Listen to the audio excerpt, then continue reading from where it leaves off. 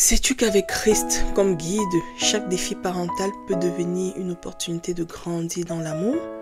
Bienvenue à toi, chers parents, sur Odyssée parentale, un voyage unique vers une parentalité plus épanouie. Je suis Alvine et je suis heureuse de t'accueillir dans ce nouvel épisode de notre podcast. Sur cette chaîne, nous explorons la parentalité à la lumière de la foi chrétienne avec des outils pratiques et des discussions inspirantes afin de cheminer en tant que parents. Aujourd'hui, je voudrais t'entretenir sur les 6 étapes à suivre pour faire le bilan de l'année en famille. Dans le dernier épisode, nous avons parlé du bilan familial de manière générale. Et aujourd'hui, à travers cet épisode, je veux être plus pratique.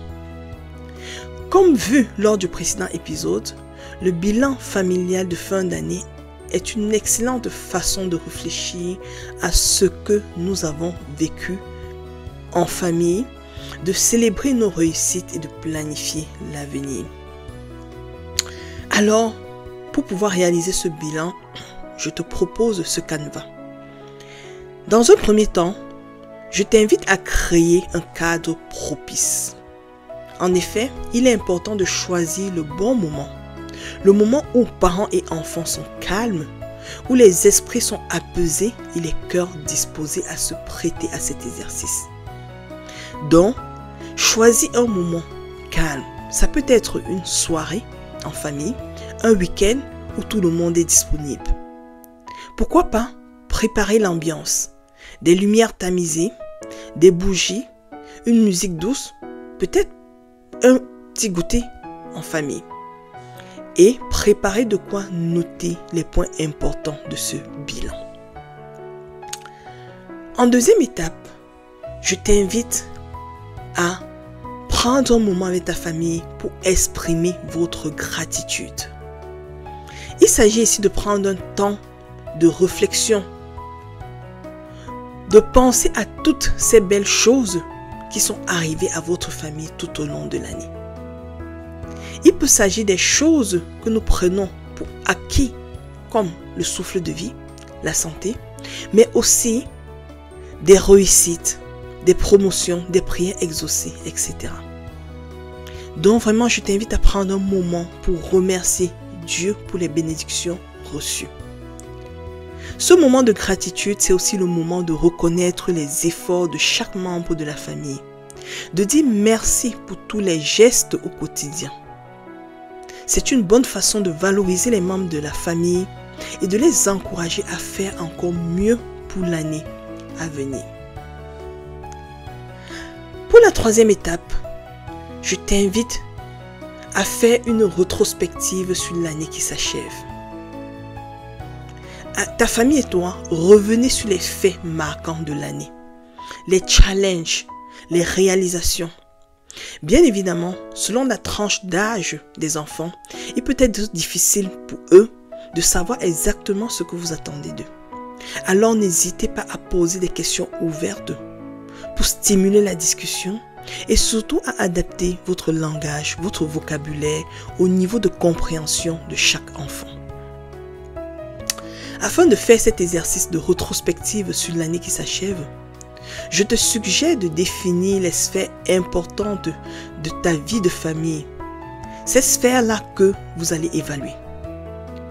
Ça peut être par exemple la vie familiale, je veux dire la vie spirituelle, les valeurs familiales, les relations entre les membres de la famille, etc. Mais quoi qu'il en soit, il faut définir les sphères importantes de votre vie de famille que vous voulez évaluer. Ensuite, procédez à une évaluation. Vous pourrez par exemple poser des questions simples telles que: quels ont été les meilleurs moments vécus en famille cette année? Qu'est-ce qui a été difficile pour toi? Qu'est-ce que tu n'as pas aimé? Par exemple, dans l'attitude des parents. En quatrième étape, je t'invite à identifier les points d'amélioration pour l'année à venir. Alors à cette étape, chers parents, je t'invite à beaucoup d'humilité pour entendre ce que tes enfants auront à te dire. Sans jugement aucun, discute avec ta famille des choses qui auraient pu être faites différemment. Parle avec eux de la manière dont vous pourrez mieux gérer les conflits, des habitudes à changer ou à adopter tout au long de la nouvelle année. Pour la 6e étape, je t'invite à planifier l'année à venir. Alors ici, il s'agira de définir 1 à 2 objectifs familiaux selon les sphères de la vie familiale que tu as évaluées à l'étape 2. Et les objectifs doivent être SMART. Un objectif SMART est un objectif spécifique, mesurable, atteignable, réaliste et temporel. Définir des objectifs SMART va aider ta famille à atteindre une vision, un résultat souhaité. Plus concrètement, un objectif familial doit être spécifique. Ça veut tout simplement dire que l'objectif doit être clair et précis. Par exemple, se fixer comme objectif de passer plus de temps en famille est trop vague. Mais de se dire, organiser une soirée de jeux de société chaque vendredi avec les membres de la famille est plus spécifique. L'objectif doit être mesurable, c'est-à-dire que tu dois pouvoir évaluer si l'objectif est atteint. Par exemple, avoir au moins une activité familiale par semaine est quelque chose de mesurable. L'objectif doit être atteignable, c'est-à-dire que l'objectif doit être réalisable en fonction des ressources et du temps disponible.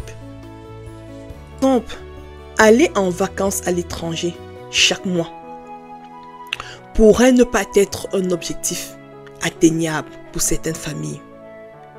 Mais planifier une sortie mensuelle au parc est beaucoup plus atteignable. L'objectif doit être réaliste. En d'autres termes, il doit correspondre aux priorités et aux capacités de la famille. Par exemple, si les membres de la famille ont des horaires chargés, il serait plus réaliste de commencer par une petite activité hebdomadaire.